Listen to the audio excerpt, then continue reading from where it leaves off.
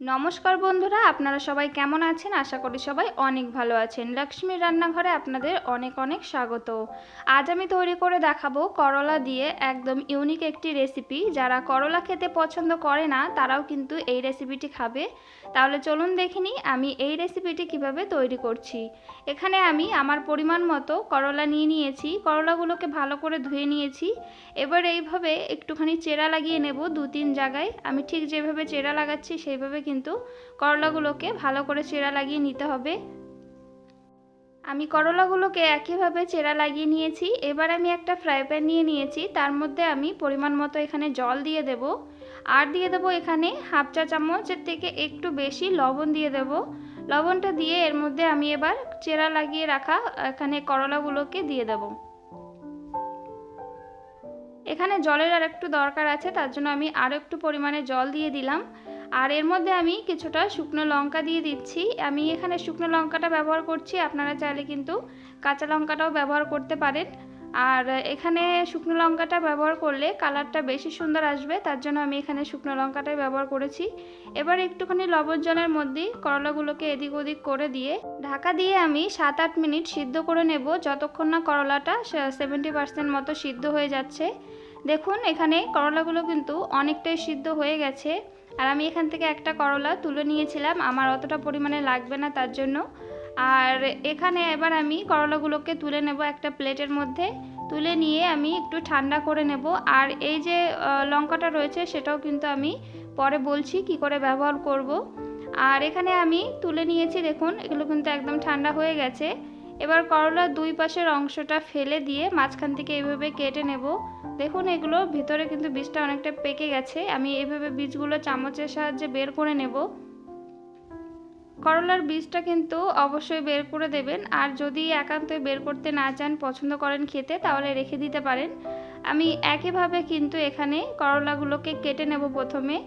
আমার চ্যানেলের রেসিপি যদি আপনাদের ভালো লেগে থাকে তাহলে অবশ্যই একটি লাইক করে দেবেন। নতুন বন্ধু হয়ে থাকলে চ্যানেলটিকে সাবস্ক্রাইব করে আমার পাশে থাকবেন। আমি একইভাবে সব করলাগুলোকেই কিন্তু কেটে নেব। সবগুলো করলার বীজ কিন্তু আমি বের করে নিয়েছি। এবার আমি করলাটাকে ঠিক এইভাবে করে একটু পাতলা পাতলা করে কেটে নেব। আপনারা আপনাদের যেমন মর্জি সেইভাবে কিন্তু এখানে পিস পিস করে কেটে নিতে পারেন, বা এরকমই আস্ত রাখতে পারেন এই রেসিপিতে। আমি কিন্তু এইভাবে কেটে নিচ্ছি, বেশি আস্ত বা বেশি মোটা রাখছি না এখানে। আমি সবগুলোকেই একইভাবে কেটে নেব। দেখুন এখানে আমি সব করলাগুলোকে কেটে নিয়েছি একইভাবে। আর তার সাথে এখানে মিডিয়াম সাইজের দুটো আলুকে ঠিক এইরকম মোটা মোটা রেখে আমি কেটে নিয়েছি। এবার একটা কড়াই নিয়ে নিয়েছি, কড়াইয়ের মধ্যে দিয়ে দেব 2 চামচ মতো তেল। এখানে কিন্তু এর বেশি তেলের দরকার নেই, এই তেলেই কিন্তু সম্পূর্ণ রান্নাটা হয়ে যাবে। তেলটাকে দিয়ে ভালো করে নাড়াচাড়া করে কড়াইটাকে গরম করে নেব।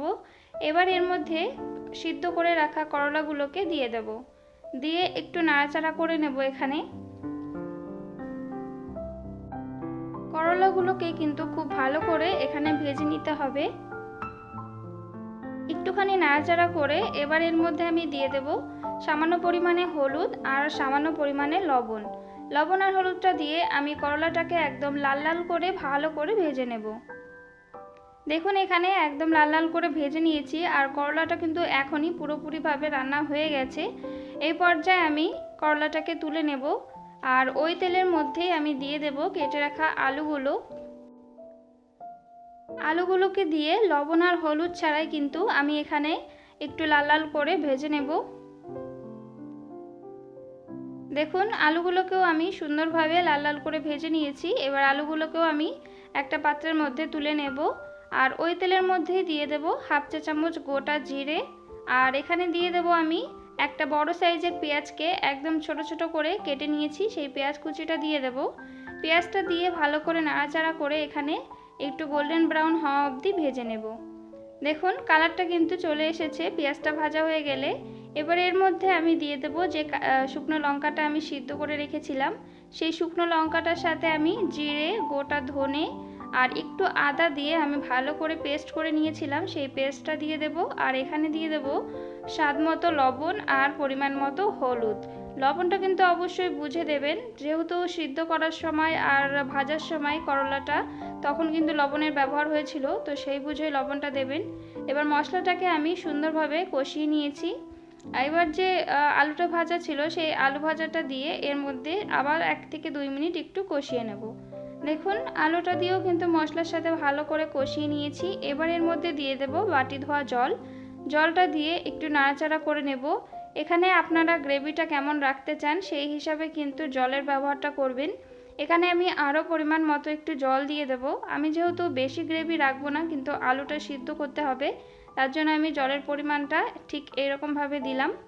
জলটা দিয়ে নাড়াচাড়া করে এবার ঢাকা দিয়ে আমি 5 থেকে 6 মিনিট ফুটতে দেব, যতক্ষণ না আলুটা সিদ্ধ হয়ে যাচ্ছে। 5 থেকে 6 মিনিট আমি ভালো করে সিদ্ধ করে নিয়েছি। দেখুন আলুটা কিন্তু একদম সিদ্ধ হয়ে গেছে।